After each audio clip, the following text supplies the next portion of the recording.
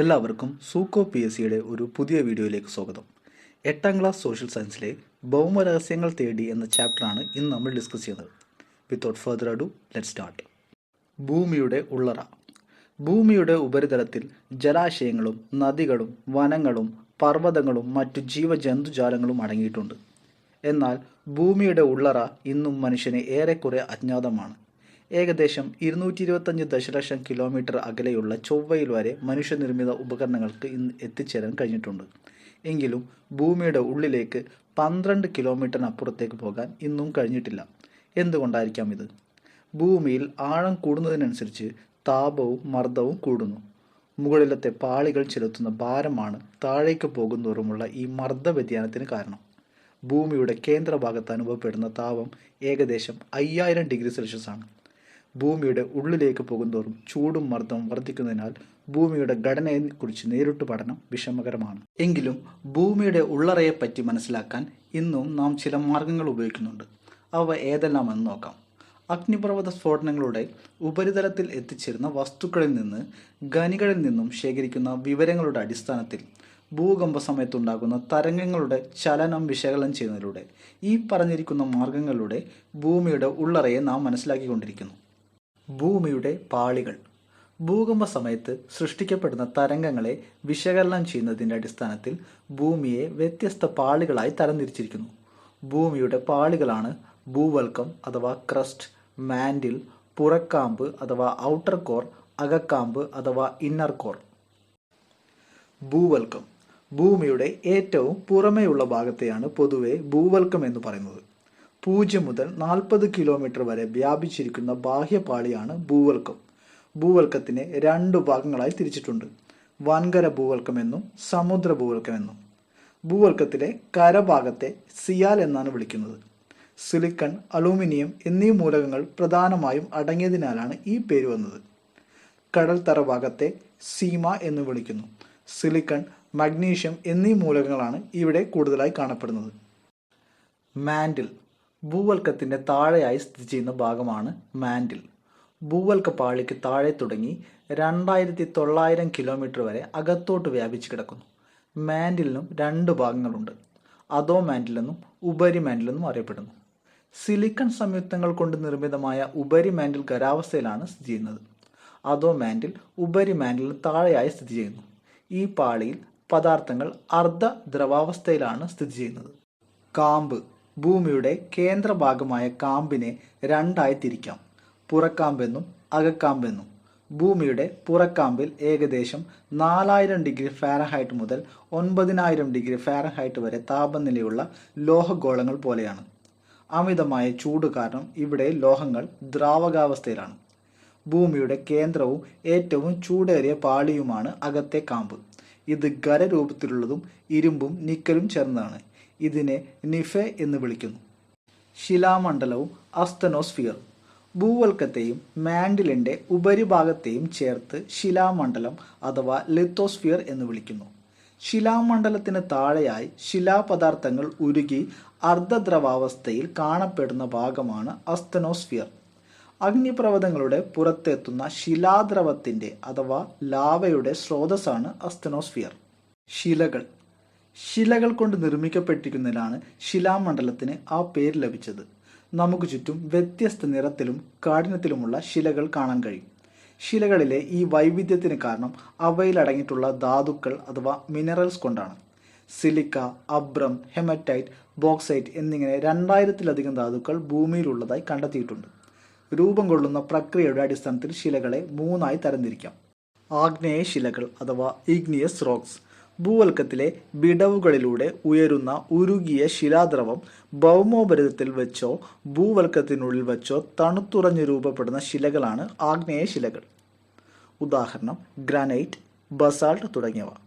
മറ്റെല്ലാ ശിലകളും ആഗ്നേയ ശിലകൾക്ക് രൂപമാറ്റം സംഭവിച്ച് രൂപം കൊള്ളുന്നതിനാൽ ആഗ്നേയ ശിലകളെ പ്രാഥമിക ശിലകൾ എന്നും അറിയപ്പെടുന്നു.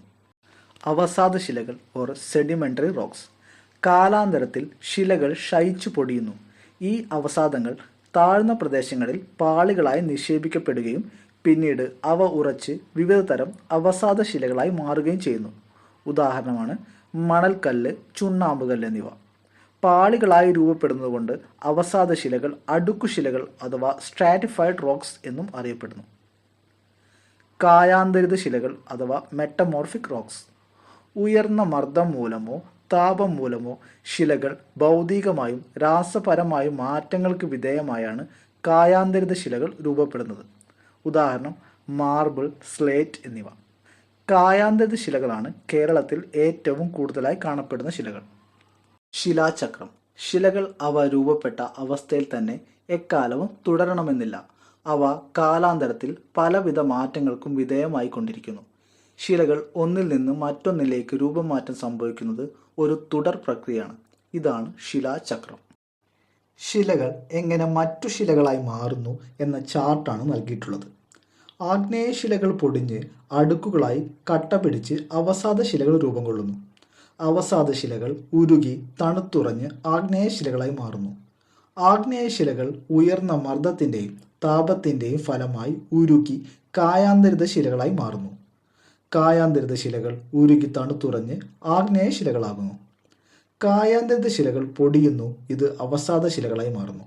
അവസാദ ശില ഉയർന്ന മർദ്ദത്തിലും താപത്തിലും ഉരുകി കായാന്തരിത ശിലകൾ രൂപപ്പെടുന്നു. അപക്ഷയം. ശിലകൾക്ക് കാലാന്തരത്തിൽ വിവിധ മാറ്റങ്ങൾക്ക് വിധേയമാവുന്നുണ്ട്. ഇത്തരത്തിൽ ശിലകൾ പൊട്ടിപ്പൊടിയുകയോ വിഘടിക്കുകയോ ചെയ്യുന്ന പ്രക്രിയകളെ അപക്ഷയം എന്ന് വിളിക്കുന്നു. അപക്ഷയം മൂലം ശിലകൾക്ക് രാസപരമായും ഭൗതികമായും മാറ്റങ്ങൾ ഉണ്ടാകുന്നു. വിവിധ തരം അപക്ഷയങ്ങളെയാണ് ഫ്ലോ ചാർട്ടിൽ നൽകിയിട്ടുള്ളത്. ഭൗതിക അപക്ഷയം അഥവാ ഫിസിക്കൽ ഓർ മെക്കാനിക്കൽ വെതറിംഗ്. താപത്തിലെ ഏറ്റക്കുറച്ചിലുകൾ കാരണം ശിലാധാതുക്കൾക്കുണ്ടാകുന്ന വികാസവും സങ്കോചവും അപക്ഷയത്തിന് കാരണമാകുന്നു. കൂടാതെ വിള്ളലുകൾക്കുള്ളിലെ ജലം തണുത്തുറയുന്നത് കൊണ്ടും ശിലകൾ പൊടിയാറുണ്ട്. ഇതാണ് ഭൗതിക അപക്ഷയത്തിന് കാരണമാകുന്നത്. രാസിക അപക്ഷയം or chemical weathering. Oxygen, carbon dioxide, ജലം തുടങ്ങിയ ഘടകങ്ങൾ ശിലകളിലെ ധാതുക്കളുമായി രാസപ്രവർത്തനത്തിൽ ഏർപ്പെടുകയും ശിലകളിൽ രാസപരമായ വിഘടനത്തിന് കാരണമാകുകയും ചെയ്യുന്ന അപക്ഷയമാണ് രാസിക അപക്ഷയം. അടുത്തത് ജൈവിക അപക്ഷയം, ബയോളജിക്കൽ വെതറിംഗ്. സസ്യങ്ങളുടെ വേരുകൾ ശിലകളിലെ വിടവുകളിലേക്ക് ആഴ്ന്നിറങ്ങുന്നതും ചെറുജീവികൾ മാളങ്ങൾ ഉണ്ടാക്കുന്നതും സസ്യജന്തു അവശിഷ്ടങ്ങളുടെ ജീർണനവുമൊക്കെ അപക്ഷയത്തിന് കാരണമാകാറുണ്ട്. കൂടാതെ ഖനനം, പാറ പൊട്ടിക്കൽ തുടങ്ങിയ മനുഷ്യ പ്രവർത്തനങ്ങളും അപക്ഷയത്തിലേക്ക് നയിക്കുന്നു.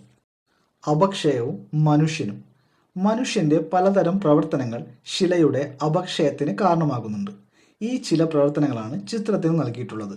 പാറ പൊട്ടിക്കൽ, ഖനനം, നിർമ്മാണ പ്രവർത്തനങ്ങൾ, കുന്നിടിക്കൽ തുടങ്ങിയ പ്രവർത്തനങ്ങൾ അപക്ഷയത്തിന് കാരണമാകുന്നു. അപക്ഷയ പ്രവർത്തനങ്ങൾ മനുഷ്യനെ പലതരത്തിൽ സഹായിക്കുന്നുമുണ്ട്. ശിലകളിലെ ധാതുക്കൾ വേർതിരിക്കാൻ, ഖനന പ്രവർത്തനങ്ങളിൽ, മണ്ണിൻ്റെ രൂപീകരണത്തിന് മുതലായ പ്രവർത്തനങ്ങളിൽ ശിലകളുടെ അപക്ഷയം മനുഷ്യനെ സഹായിക്കുന്നു. മണ്ണിൻ്റെ ജനനം. അപക്ഷയ പ്രക്രിയയിലൂടെ ശിലകൾ പൊടിഞ്ഞും ജൈവാവശിഷ്ടങ്ങൾ ജീർണിച്ച് ചേർന്നും അതിദീർഘകാലത്തെ പ്രക്രിയകൾ വഴിയാണ് മണ്ണ് രൂപം കൊണ്ടിട്ടുള്ളത്. സസ്യങ്ങൾ വളരുന്ന ഭൂമിയുടെ കനം കുറഞ്ഞ ഭാഗമാണിത്. 1 ഇഞ്ച് കനത്തിൽ മണ്ണ് രൂപപ്പെടാൻ 1000-ലധികം വർഷങ്ങൾ വേണ്ടിവരുന്നു. മണ്ണിനെക്കുറിച്ച് പഠിക്കുന്ന ശാസ്ത്രശാഖയാണ് പെഡോളജി. ഇതുമായി ബന്ധപ്പെട്ട ശാസ്ത്രജ്ഞന്മാരെ പെഡോളജിസ്റ്റ് എന്നറിയപ്പെടുന്നു. മണ്ണിൻ്റെ രൂപീകരണത്തെ സ്വാധീനിക്കുന്ന ഘടകങ്ങളാണ് നൽകിയിട്ടുള്ളത്. കാലാവസ്ഥ. ചൂടും ഈർപ്പമുള്ള കാലാവസ്ഥയിൽ മണ്ണിൻ്റെ രൂപീകരണം എളുപ്പമായിരിക്കും. ഭൂപ്രകൃതി. നിരപ്പാർന്ന പ്രദേശങ്ങളിൽ മണ്ണിന് കനം കൂടുതലായിരിക്കും. സസ്യങ്ങളും ജന്തുക്കളും. സസ്യങ്ങളുടെയും ജന്തുക്കളുടെയും മൃതാവശിഷ്ടങ്ങൾ അഴുകിച്ചേർന്ന് മണ്ണിൽ ജൈവാംശം വർദ്ധിക്കുന്നു. ബസാൾട്ട് ശില പൊടിഞ്ഞ് കറുത്ത മണ്ണ് രൂപപ്പെടുന്നു. സമയം. 1 ഇഞ്ച് കനത്തിൽ മണ്ണ് രൂപപ്പെടാൻ 1000-ലധികം വർഷങ്ങൾ വേണ്ടിവരുന്നു. കാലാവസ്ഥ, ഭൂപ്രകൃതി തുടങ്ങിയ ഘടകങ്ങളുടെ സ്വാധീന നിമിത്തം ഭൂമിയിൽ വിവിധ ഇനം മണ്ണുകൾ രൂപപ്പെടുന്നു. ഭൂമിയിൽ എല്ലായിടത്തും ഒരേപോലുള്ള മണ്ണല്ല കാണപ്പെടുന്നത്. ഇന്ത്യയിലെയും കേരളത്തിലെയും വിവിധതരം മണ്ണിനങ്ങളാണ് പട്ടികയിൽ നൽകിയിട്ടുള്ളത്. ഇന്ത്യയിൽ കാണപ്പെടുന്ന പ്രധാന മണ്ണിനങ്ങളാണ് എക്കൽ മണ്ണ്, കറുത്ത മണ്ണ്, ചെമ്മണ്ണ്, പർവ്വത പ്രദേശങ്ങളിലെ മണ്ണ്, ചെങ്കൽ മണ്ണ്, മരുഭൂമണ്ണ്, വനമണ്ണ് എന്നിവ. എന്നാൽ കേരളത്തിൽ കാണപ്പെടുന്ന പ്രധാന മണ്ണിനങ്ങളാണ് ചെങ്കൽ മണ്ണ്, ചെമ്മണ്ണ്, തീരദേശ എക്കൽ മണ്ണ്, കറുത്ത മണ്ണ്, വനമണ്ണ് എന്നിവ. മണ്ണ് ജീവന്റെ നിലനിൽപ്പിന്. മണ്ണ് ഭൂമിയിൽ ജീവൻ നിലനിർത്തുന്ന പ്രധാന ഘടകങ്ങളിൽ ഒന്നാണ്. നൽകിയിട്ടുള്ള ഭക്ഷ്യശൃംഖലയുടെ ചിത്രം ശ്രദ്ധിക്കൂ. മണ്ണില്ലെങ്കിൽ സസ്യങ്ങളും അവയെ ആശ്രയിക്കുന്ന ജന്തുക്കളുമില്ല. സസ്യങ്ങൾ മണ്ണിലെ പോഷക ഘടകങ്ങൾ വലിച്ചെടുത്ത് സൂര്യപ്രകാശത്തിൻ്റെ സഹായത്തോടെ ആഹാരം ഉൽപ്പാദിപ്പിക്കുന്നു. ഈ സസ്യങ്ങളെ മനുഷ്യനും മറ്റു ജന്തുജാലങ്ങളും ആഹാരമാക്കുന്നു. സസ്യജന്തുജാലങ്ങൾക്ക് നാശം സംഭവിക്കുമ്പോൾ അവ മണ്ണിൽ തന്നെ ലയിക്കുന്നു. ഇത് ഒരു ചാക്രിക പ്രവർത്തനമാണ്. മണ്ണ് മനുഷ്യനും പ്രകൃതിക്കും എത്രത്തോളം വിലപ്പെട്ടതാണെന്ന് മനസ്സിലായില്ലേ? മണ്ണ് നാം പലവിധ ആവശ്യങ്ങൾക്കും ഉപയോഗപ്പെടുത്തുന്നുണ്ട്. കാർഷിക പ്രവർത്തനങ്ങൾ, നിർമ്മാണ പ്രക്രിയകൾ തുടങ്ങിയവ ഇതിന് ഉദാഹരണമാണ്. മണ്ണിൻ്റെ നാശനം, വനനശീകരണം, കുന്നിടിക്കൽ, അശാസ്ത്രീയ കാർഷിക പ്രവർത്തനങ്ങൾ തുടങ്ങിയ മനുഷ്യ പ്രവർത്തനങ്ങൾ മൂലം മണ്ണിന് ശോഷണം സംഭവിക്കുന്നു. മരങ്ങൾ വെട്ടി നശിപ്പിച്ച് പരിസ്ഥിതി സവിശേഷതകൾ കണക്കിലെടുക്കാതെ ഉഴുതുമറിച്ച് കടും കൃഷി നടത്തി മനുഷ്യൻ മണ്ണിനെ നശിപ്പിച്ചു കൊണ്ടിരിക്കുന്നു. ജൈവപരമായ ജീർണന പ്രക്രിയയ്ക്ക് വിധേയമാകാത്ത പ്ലാസ്റ്റിക് പോലുള്ളവ മണ്ണിൻ്റെ മലിനീകരണത്തിന് കാരണമാകുന്നുണ്ട്. മണ്ണിൻ്റെ ഘടനയെ തന്നെ മാറ്റിമറിക്കുന്ന അമിത രാസവള പ്രയോഗങ്ങൾ, അശാസ്ത്രീയമായ നിർമ്മാണം, ഖനന പ്രവർത്തനങ്ങൾ, കൃഷിഭൂമി കാർഷികേതര ആവശ്യങ്ങൾക്കായി ഉപയോഗിക്കുന്നത്, വൻതോതിൽ മണ്ണിലേക്ക് മലിനജലം ഒഴുക്കുന്നത്, അമിതമായ കന്നുകാലി മേച്ചിൽ തുടങ്ങിയ പ്രവർത്തനങ്ങൾ മണ്ണിനെ ദിനം പ്രതി നശിപ്പിച്ചുകൊണ്ടിരിക്കുന്നു. മണ്ണു സംരക്ഷണ മാർഗങ്ങൾ. മേൽമണ്ണ് സൃഷ്ടിക്കപ്പെടുന്നത് ആയിരക്കണക്കിന് വർഷങ്ങൾ കൊണ്ടാണ്. മണ്ണ് ഇല്ലാതായാൽ ഭൂമി നിർജീവമാകുന്ന അവസ്ഥ ഉണ്ടാകും. ഇതിനെ തടയുവാൻ മണ്ണ് സംരക്ഷണം തന്നെയാണ് പ്രധാന മാർഗം. വനനശീകരണം തടയൽ, വിള പരിവൃത്തി, തട്ടുകൃഷി, ജൈവവള പ്രയോഗങ്ങൾ, സമ്മിശ്ര കൃഷിരീതികൾ, ശാസ്ത്രീയ ഭൂവിനിയോഗം, വനവൽക്കരണം തുടങ്ങിയവ ചില മണ്ണു സംരക്ഷണ മാർഗങ്ങളാണ്. ലോക മണ്ണ് ദിനം. എല്ലാ വർഷവും ഡിസംബർ 5 ലോക മണ്ണ് ദിനമായി ആഘോഷിക്കുന്നു. 2024 ലോക മണ്ണ് ദിനത്തിൻ്റെ പ്രമേയമാണ് മണ്ണിനെ പരിപാലിക്കുക, അളക്കുക, നിരീക്ഷിക്കുക, കൈകാര്യം ചെയ്യുക എന്നത്. 2014 യുണൈറ്റഡ് നേഷൻസ് ഈ ദിനം ആചരിക്കാൻ തീരുമാനിച്ചത്. മണ്ണ് സംരക്ഷണത്തിൻ്റെ ആവശ്യകത ജനങ്ങളിൽ എത്തിക്കുക എന്ന ലക്ഷ്യത്തോടെയാണ് ഇത് നിലവിൽ വന്നത്. 8ാം ക്ലാസ് സോഷ്യൽ സയൻസിലെ ഭൗമരഹസ്യങ്ങൾ തേടി എന്ന ചാപ്റ്ററാണ് ഇന്ന് നമ്മൾ ഡിസ്കസ് ചെയ്തത്. 10th ലെവൽ മെയിൻസ് എക്സാമിന് പ്രിപ്പയർ ചെയ്യുന്ന എല്ലാവർക്കും ഈ വീഡിയോ ഉപകാരപ്പെടുമെന്ന് കരുതുന്നു. വീഡിയോ ഇഷ്ടപ്പെട്ടാൽ ലൈക്ക് ചെയ്യാനും ഷെയർ ചെയ്യാനും മറക്കരുത്. എല്ലാവർക്കും സൂക്കോ PSCയുടെ നന്ദി, നമസ്കാരം.